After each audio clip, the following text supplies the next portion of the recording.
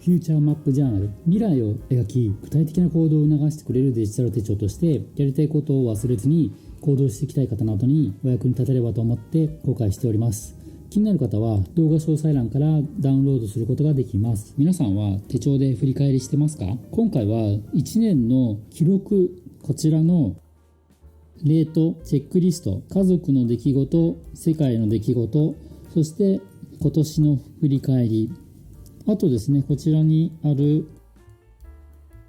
7年間の履歴、年間履歴の方を説明していきたいと思います。この記録があることで目標に対して行動できているか、目標が合っているかなどを分かるようになります。振り返りがないと成長しないので、とっても大切なパートになります。このチャンネルでは手帳の使い方や iPad、マインドマップなどのノウハウを説明しています。チャンネル登録することで多くのヒントを得ることができます。まずではこちらのレートの方を説明していきます。単純にレートなんですけど、お好きな国のね、レートを書けるようにしております。日本円とね、US ドルのと、あとはお好きな国のね、レートを書けるようにしております。今は海外依存度が高いので、レートにね、いろんなことが左右されてきますし、海外投資などをされている方とかは、やはり心は気になりますよね。日本はこれから人口も減るので、海外に資産を作っている方も多分多いと思うので、毎月の手書きでね、こちらに書き込むことで、レートのね、変化に気づく時間を作ることができます。変化に気づくっていうことがとっても重要で、気づいたら行動ができる、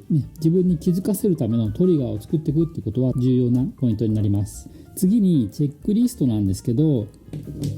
こちらの方で自分のね、気になる項目や今年の目標などにね、決めた項目を数値化して、その回数で実施状況を測れるようにしています。実際に測れることであればいいんですけど、なかなか数値で表しにくいものは回数で結果を見ることにすれば簡単に集計できるので、私はもうほぼ回数で集計しております。こちらのスケジュールの帳ね、また詳しくスケジュールのところでは説明しますけれども、運動だとか教育とか会議とか営業とかね、学び、飲酒、こういうような項目を一応挙げております。毎月月末の時に回数を確認して、こちらのチェックリストの方に記載していっています。集計が簡単だから継続する。回数で習慣化や目標に対する評価をしていっています。いかに簡単にするかっていうところがポイントなので、チェックリストのところを使っていただければと思います。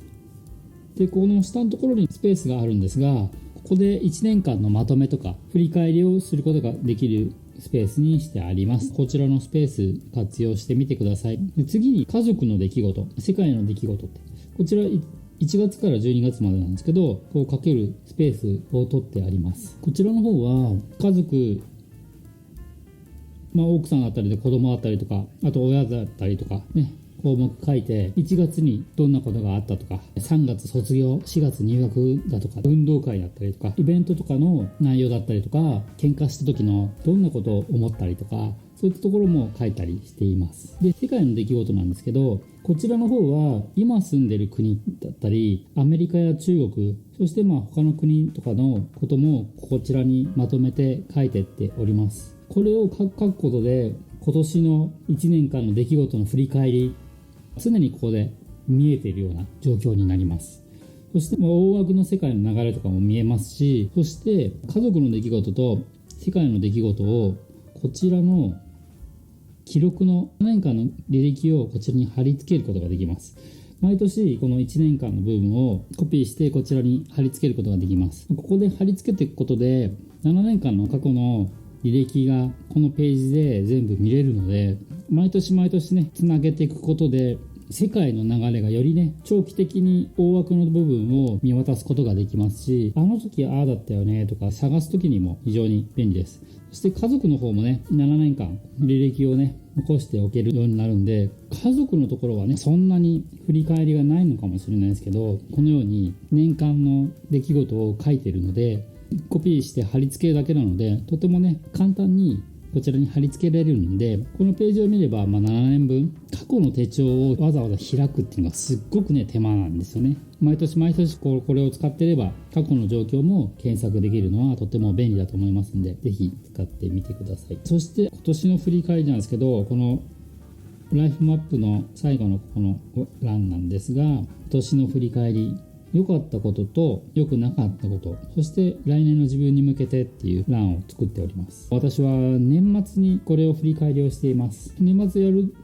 理由は、落ち着いて振り返ることができるので、良かったこと悪かったことを振り返って、よくハマるパターンを見つけて、来年に向けてどうすればいいのか、じっくりと書き出していきます。私が好きなのは、皆さんと一緒に1年間の振り返りをするのが好きです。いろんな方のこの良かったこと悪かったことシェアすることによって、より参考な意見が聞けたりとか、そういえばここ自分もちょっと忘れていたなっていうようなことも発見できるので、一人ではね、また味わえない振り返りをすることができるので、もし機会があればご一緒に振り返りができたらいいなと思っております。いろいろな記録と振り返りを行い、来年もより良い年になりますように、記録の欄を活用してみてください。次回はこちらのダイアリーとカレンダーの方を説明していきます。ではまた。